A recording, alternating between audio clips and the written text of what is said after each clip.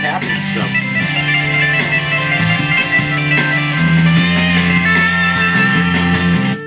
Okay, I don't think I'm ever going to get there with that tapping stuff. I think you have to have your guitar set up just right in order to do that. Hi, it's the great Vanzini. I am back. It's good to see you.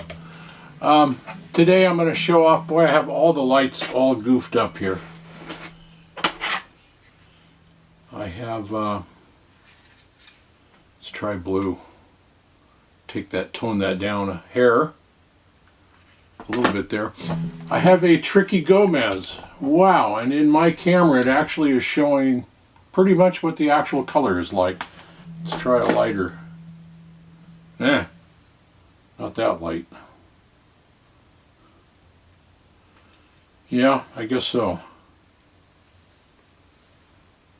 Okay, they're down as far as they can go. I'm pretty blinded here. A green Tricky Gomez by Reverend.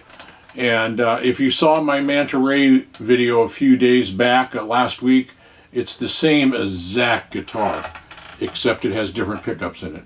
But it's the body construction and the neck and everything is identical. It's 22 frets on a 24 3/4. It's a solid back and sides, although it's so painted up you can't tell. On the Sunburst one, with you can see the maple coming through there all on the top, and you can see the wood grain in the back. And I've kind of come to love this color. It's called Alpine Green, I think is what they call it. But it was not my first choice. If I had my druthers, I would have a Sunburst like my Manta Ray, or some more traditional color. Or if they made it more like the smoky green of the Gretsch, I would take that. But it's the same Bigsby, a B, I forget what I said it was, a B30. Something that came with 2 springs with the Bigsby.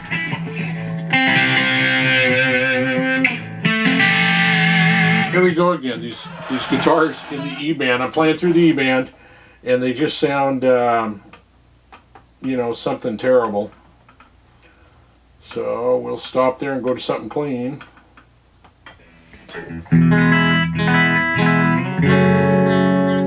Okay, we're back with a clean amp.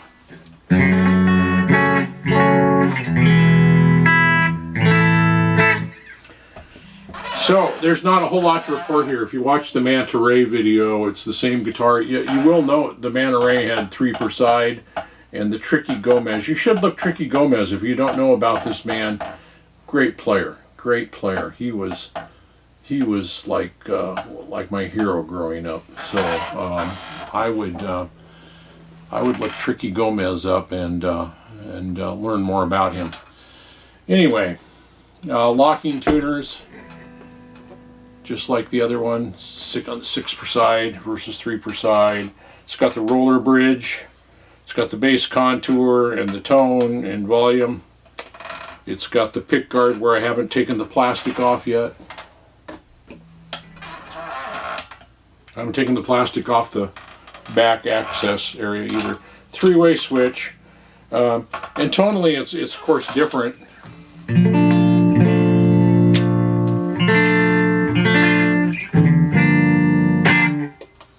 There's the bridge going through an E-band. There's both.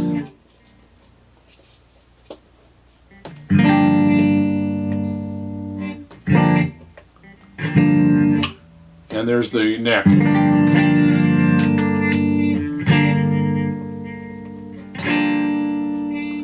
And there you can tell, I think on this one maybe you can tell a little more compared to the Manta Ray. Maybe it's the pickups. These have Revtron pickups in them versus the humbuckers. I love the humbuckers too though. I really wanted one with, they make it with 2 P90s, or they did. And I really wanted that, but the guy had this in the store.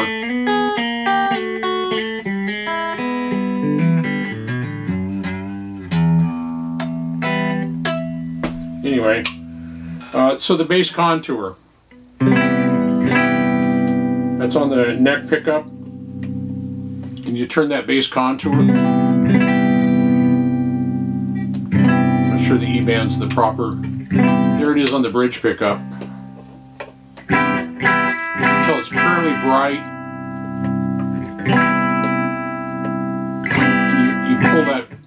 pull the bass contour in, and here's the regular tone. It's not unlike any other guitar. I just hate normal tone controls because they're very trebly, which is usually where I live, and I back them off a little bit to make them, but if you back them off too much, they just go to that mid.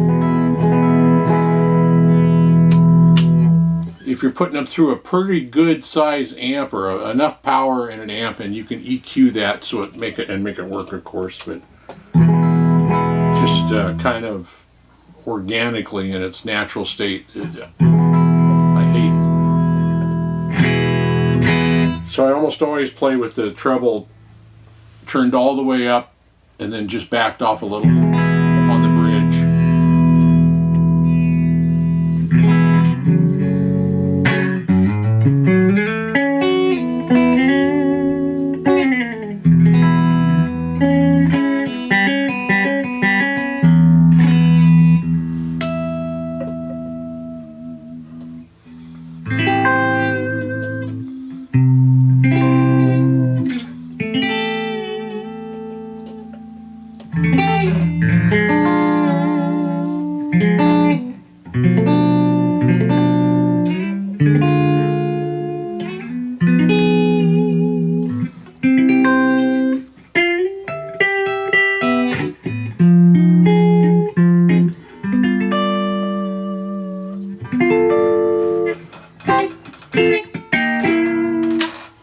Anyway, that's the Tricky Gomez. I don't know what the Revtron pickups.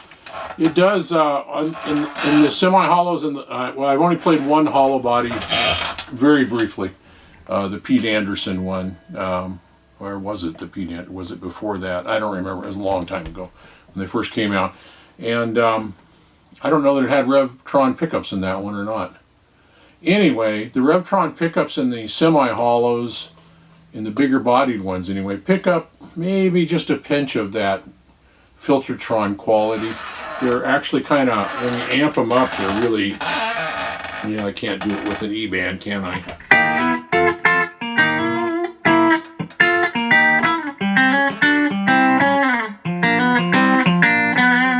They're just a little bit hotter.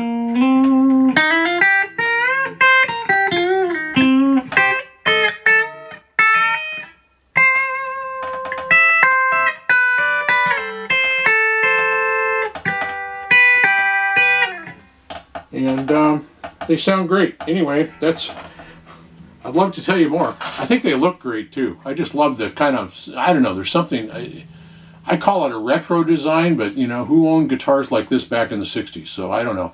But there's something very retro about it. I know they got it's a solid, the back and the sides are all one piece, just like the Manta Ray. And they just route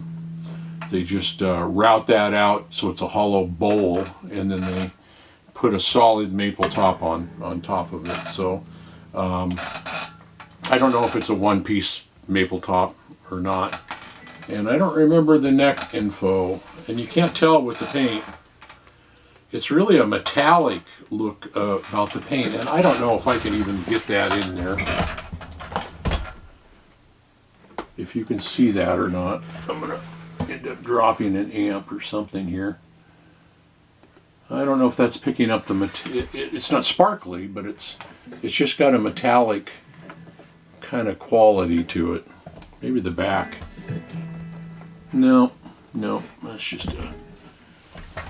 And I love the head on this one. It's like 6 per side on a semi-hollow. Of course, it's a takeoff, I suspect, on a Trini Lopez from the 60s, a Gibson Trini Lopez. It's not at all like a Trini Lopez. Very different guitar, and it's just got great sound. I don't know. I think I might have played a Trini Lopez back in the day, and I suspect this holds its own really well. Again, brand new. This was $895-ish. Something like that, without a case. I know that because he had to order a case, so I had to bring my case from the Manta Ray over and use it to transport this. I got this down south at a little guitar shop in Corvallis, Oregon called Bullfrog Music. I want to give and I'm going to forget his name, Kirk or Kurt, I don't remember, but I got another story to tell, a good story about him and how he problem solved something for me on one of my jazz boxes. So anyway, that's that. I'm gonna just see what we got here. So that's all I can really report on the Tricky Gomez. Every year they change colors. So wait another year and they'll change the color, but they also may get rid of the Bigsby, or they may not make it at all. In fact, I'm trying to remember if I saw it on their list this year or not. I think I saw one of them, the Manta Ray or the Tricky Gomez, so I know they're carrying one of them. And anyway, just feel free if you would like to subscribe down below. Feel free to give a thumbs up, a thumbs down, and mostly feel free to leave a comment, and I will get back to you. I don't think I've forgotten any comments. Uh-oh. That's okay. Did I mention they come with 2 springs? I think I did. One's a very, very soft spring, and the other one's sort of a medium soft. The springs they send with them aren't real heavy, so it's not made for dive bombing or anything like that. And it holds tune really well, just like the Manta Ray. I suspect the locking tuners have something to do with that, and the roller bridge, certainly. And then I put just a pinch of graphite stuff in the nut. Sometimes I use that stuff that Johnny A recommended. It's called nut sauce for the nut. And so that is it. Let's find a song. Find a song and mess about.